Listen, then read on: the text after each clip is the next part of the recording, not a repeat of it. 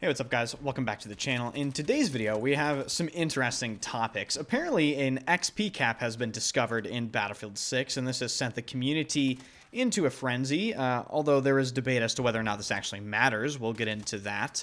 On top of that, DICE has finally pushed a backend update to temporarily disable the lock-on guided missile painted bug that was making air vehicle gameplay completely unplayable. But curiously, the drone bug is still left completely unaddressed. And we still don't have the Season 1 changes that were supposed to be in the Season 1 update, but apparently we have to wait longer for those. So I suppose you could say this video is a bit of a state of the game update for Battlefield 6. I just want to thank you guys so much for the unbelievable support. We're already at 102,000 subs after hitting 100K just a few days ago. Seriously, thank you guys so much. More of the instructional and informative content regarding live commentary on the way. Don't you worry, I have seen the comments for that.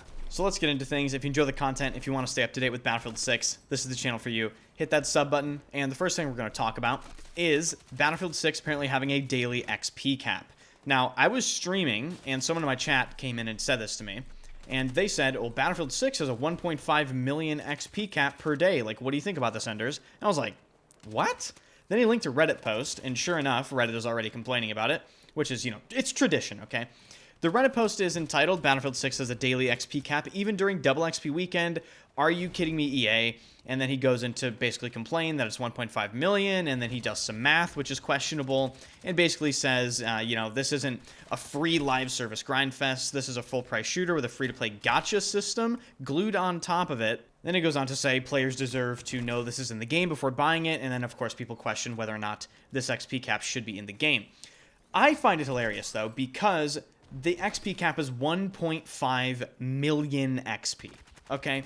Let's do some math here. In my experience playing Battlefield 6, a good game of, let's say, Breakthrough gives me about 30 to 40,000 points of XP. Bump that up during double XP weekends to about 60 to 80,000, and for a game of RedSec, if you win with a bunch of kills and you do very well, I saw some people saying in the Reddit post they were getting 200,000 XP for a RedSec win.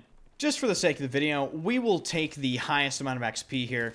The person on Reddit that said he got 200,000 XP for a win in RedSec said the game was 21 minutes long. Now, assuming you win every single game of RedSec and you get that 200,000 XP for every win, it's going to take you 8 wins to reach the 1.5 million XP cap, and the time that takes works out to be roughly just under 3 hours. But let's be honest with ourselves, I don't think many people are out there getting 8 consecutive RedSec wins. I just don't think it's very feasible for the general player base. So in reality, I think hitting this XP cap of 1.5 million is going to be an absolute rarity, or perhaps even an impossibility for the average player playing Battlefield 6, particularly if they're playing multiplayer. And just out of curiosity, I did the math for multiplayer as well. So we're just going to take the baseline, really good breakthrough game of about 30 to 40,000 points. For this, I used 30,000. 1.5 million divided by 30,000 is 50 games of 30,000 breakthrough points consecutively. And assuming these breakthrough games took about 20 minutes each on average, that works out to be you have to play 16 and a half hours that day to hit the XP cap. I'm going to be honest, I don't think people are doing that. Now, scrolling down some of the replies for these threads, one of the biggest sentiments I see from the Battlefield community is that they simply just disagree with the principle of having an XP cap in the game. They feel as though that just shouldn't be a thing. But there is one super obvious, extremely glaring reason as to why Battlefield/EA would implement an XP cap on a daily basis for Battlefield 6. The Battle Pass and basically restricting the speed of progression. If you go into Portal even right now, you're going to see AFK XP farming servers. They are trying to basically fight against those servers by implementing an XP cap. So you can't just sit AFK for 7 days and have the Battle Pass done a week into the season that is supposed to last, I think, 10 or 12 weeks? So it's a bit of an interesting topic. I personally don't really care about the XP lock, and I play this game for a living. I've been religiously streaming it for a bare minimum of 5 hours a day, all the way up to 9 or 10 hours since the game dropped. But obviously, it's my job, so I'm a big outlier. Most people don't get to play as much as I do.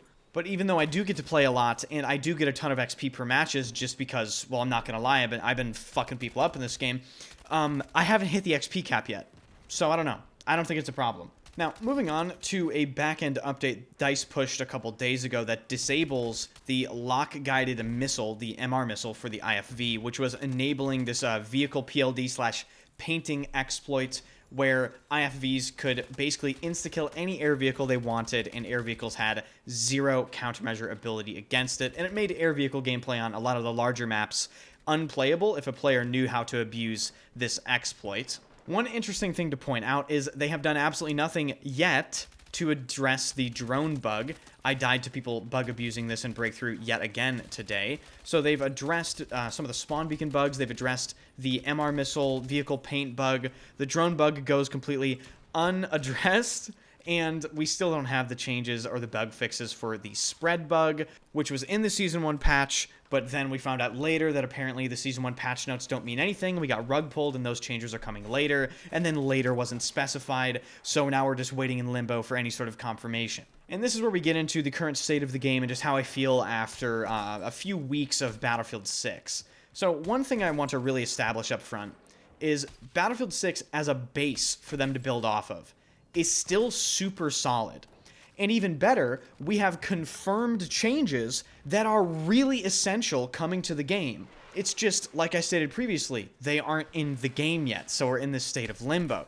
So good things are happening for Battlefield 6. The game isn't completely fucked from the jump, which is a rarity nowadays when it comes to Battlefield. The Steam charts and all the player counts are looking great. The release of Battlefield's Battle Royale, RedSec, wasn't a complete and utter disaster, which is honestly great for the game. I know a lot of Battlefield players aren't interested, but it's a free-to-play mode. It's forming its own sort of viewership and viewer base. I tend to switch between streaming the multiplayer and the Battle Royale with my friends, and people seem to enjoy it. Obviously, because my community is just a lot of hardcore Battlefield players, they still prefer watching multiplayer, and I think I still prefer playing multiplayer. But it's good to see that nothing released with Battlefield 6 and was met with an absolutely catastrophic start. Well, that's not entirely true. Season 1's brand new map, Blackwell Fields, is quite possibly one of the worst maps I've ever experienced in a Battlefield game, and that is coming from somebody that played Battlefield 2042 every single day since launch. I'm not exaggerating when I say Blackwell Fields is a fucking doozy. I mean, the map is completely orange, you can't see anything, it's flat, it feels sort of thrown together, it feels lazy, vehicle gameplay is a complete mess on it. If you've played it, you know exactly what I'm talking about.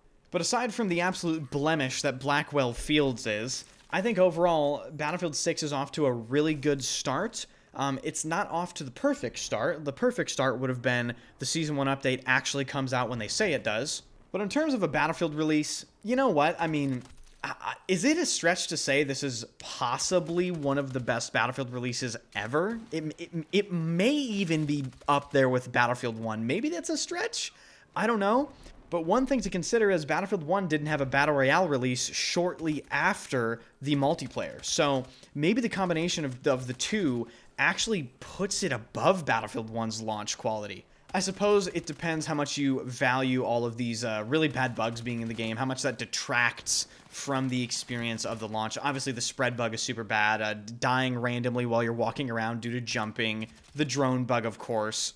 But overall, the experience playing Battlefield 6 has been really, really fun and really, really frustrating because that's how I know I like a game, right? If I'm getting pissed off pretty much immediately, that means it's like, okay, yeah, I'm pretty locked in. I want to be the best, I want to grind, I want to figure out why I died there, all that sort of stuff. So the combination of those two things for me hasn't been there for quite a long time. In Battlefield 2042 and BF5, it was pretty much just pure frustration for the most part because, of course, the launches of those games were abysmal. But be sure to let me know what you think about all this stuff in the comment section, XP, Cap, and all. If you want to keep up to date with Battlefield 6, this is the channel for you. I'm going to be putting out a bunch of different live commentary videos, tips videos. I think I'm going to do one on positioning, maybe how to think while playing. Maybe you guys can suggest some things in the comment section for me. So thank you all for watching. Hit that sub button, be sure to hit that like button, and I will see you guys in the next video.